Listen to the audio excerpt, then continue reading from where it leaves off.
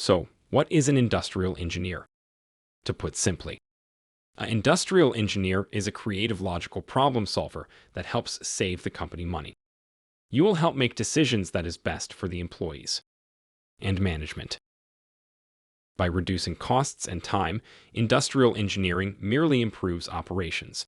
Industrial engineers evaluate and improve a wide range of manufacturing processes, including those in the automotive, food, HVAC, agricultural, call centers, and other industries. Understanding time studies will be the most valuable skill set an industrial engineer will need. Time studies are important because real-world processes, like gathering attack times to meet your customer demand and finding bottlenecks or process interruptions through cycle times. Overall, if you like working with people, calculating times, and maximizing profits for businesses, industrial engineering is an excellent field for you to pursue. If you have any questions about industrial engineering, then click the link below in the description where you can learn how to become an industrial engineer easily, where I make the teaching simple. Rather, if you're in college, trying to change your career, or struggling in the field, then you need to start here.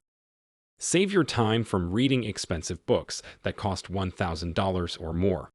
This course is straight to the point on what you need to know to be successful. I hope to see you there. Thank you.